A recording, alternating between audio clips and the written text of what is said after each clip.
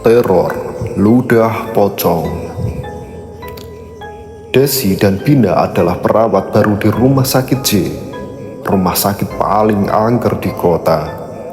Sudah menjadi rahasia umum bahwa tempat ini dipenuhi cerita hantu yang mencekam.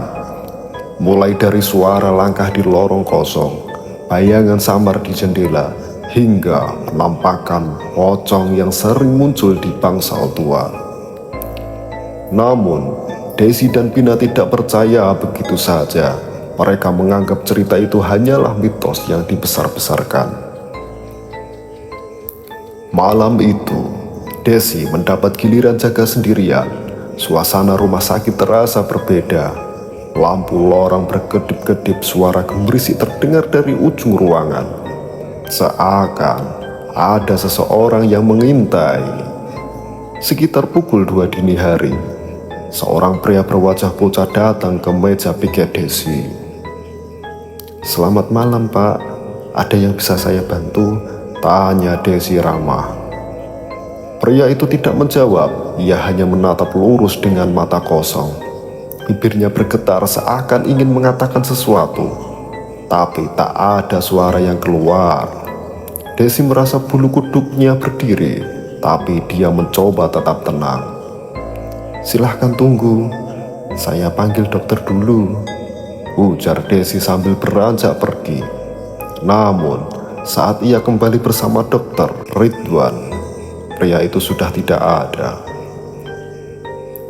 "Desi, kamu yakin ada pasien tadi? Ruangan ini kosong sejak tadi," kata dokter Ridwan sambil mengernyitkan dahi. Desi hanya mengangguk ragu. Perasaan tak nyaman mulai menghantui pikirannya. Ketika ia kembali ke meja piket, ia menemukan sesuatu yang aneh. Segenangan ludah di lantai, bau anyir menusuk hidungnya. "Siapa yang meludah di sini? Jorok banget," gumamnya sambil membersihkan dengan lap. Setelah tugas selesai, Desi pulang ke kosan dan menceritakan kejadian itu kepada Bina. "Bina, aneh banget. Ada pasien yang tiba-tiba hilang. Terus aku menemu ludah di lantai ruangan piket," ujar Desi dengan nada serius. "Jangan-jangan itu bukan manusia, Des," kata Bina sambil berbisik. Desi tertawa kecil, "Kamu lebay banget." Namun percakapan itu berubah menjadi mimpi buruk ketika Bina pergi ke kamar mandi. Ia menjerit keras. Desi lari. "Bina, kenapa?" teriak Desi. "Des, lihat ini." Bina menunjukkan ke kloset. Ada genangan ludah yang sangat banyak, kental dan berbau busuk. Desi terpaku. "Aku belum masuk ke kamar mandi sama sekali," bisiknya gemetar. Tiba-tiba mereka mendengar suara ketukan pelan dari jendela kamar kosan. Ketika itu semakin keras dan diiringi suara napas berat. Desi dan Bina saling berpegangan tangan, takut untuk mendekat. Namun rasa penasaran memaksa mereka untuk melihat. Saat mereka mengintip dari balik tirai, sosok pocong dengan wajah rusak dan mata melotot menatap mereka dari luar. Ludah kental mengalir dari mulut pocong itu menetes ke tanah. Desi dan Bina segera berlari ke pintu kosan. Namun saat membukanya, pocong yang sama sudah berdiri di depan mereka.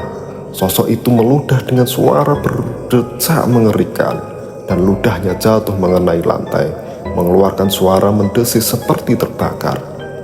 Bina berteriak histeris dan mencoba menarik Desi. Tapi tubuh Desi terasa lemas. Sosok pocong itu mendekat perlahan dengan tatapan penuh dendam. "Kalian tidak peduli. Sekarang rasakan akibatnya." Suara seraknya menggema di telinga mereka. Pocong itu meludah lagi. Kali ini mengenai kaki Desi. Rasa panas membakar langsung menyebar, membuat Desi menjerit kesakitan. Bina yang panik berlari keluar mencari bantuan, meninggalkan Desi yang tergeletak di lantai. Ketika Bina kembali dengan warga, Desi ditemukan tak sadarkan diri dengan tubuh yang membiru. Lantai kosan mereka dipenuhi jejak ludah berwarna kehijauan, seperti cairan asam yang terus menggerogoti ubin. Sejak malam itu, Desi dan Pina tidak pernah kembali ke kosan tersebut. Seminggu setelah kejadian mencekam itu, Desi dan Pina memutuskan untuk tinggal sementara di kosan teman mereka yang bernama Vina. Namun, meski sudah jauh dari kosan lamanya, bayangan pocong dengan ludah menjijikan itu masih menghantui mereka. Setiap malam, Desi terbangun dengan tubuh berkeringat, mendengar suara napas berat dan decak ludah di sekitar kamar. "Des, kamu gak apa-apa?" tanya Pina suatu malam. Melihat Desi duduk terdiam di sudut ruangan dengan wajah pucat, Desi menggeleng. "Dia masih ada, Pin. Aku bisa merasakannya." Pina menelan ludah, mencoba menenangkan Desi. "Kita harus mencari cara menghentikan ini. Kita gak bisa terus-terusan begini." Esok harinya, mereka menemui Pak Surya, petugas keamanan di rumah sakit yang konon tahu banyak tentang hal-hal mistis. Setelah mendengar cerita Desi dan Pina, Pak Surya mengangguk pelan. "Pocong itu bukan sembarangan hantu.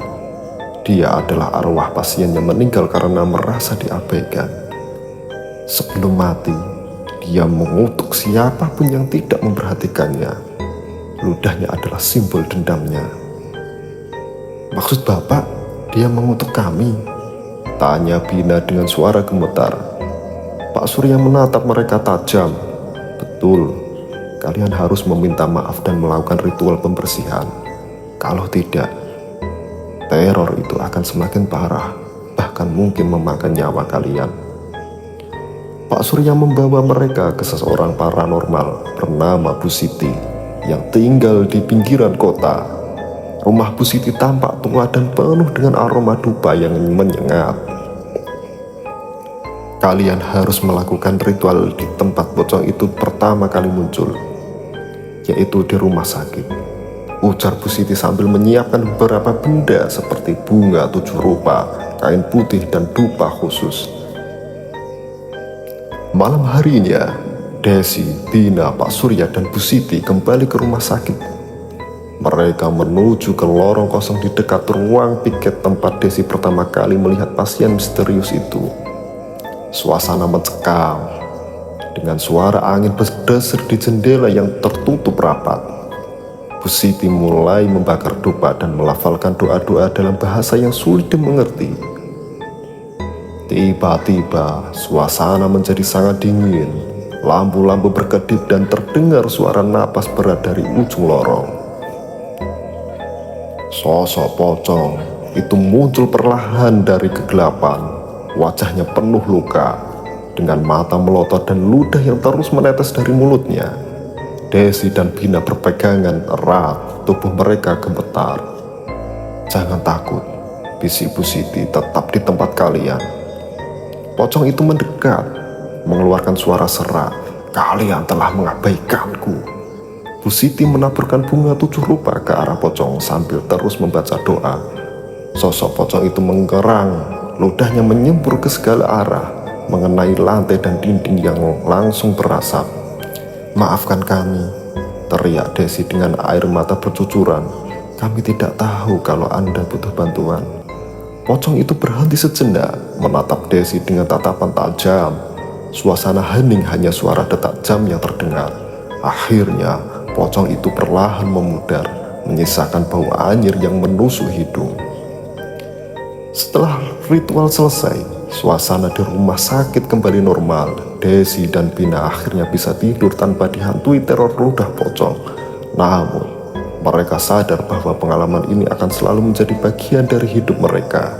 Meski sudah berakhir, bayangan pocong itu tetap berpatri dalam ingatan mereka, mengingatkan mereka untuk selalu waspada dan menghargai siapapun yang membutuhkan bantuan, baik manusia maupun makhluk lain di luar nalar manusia.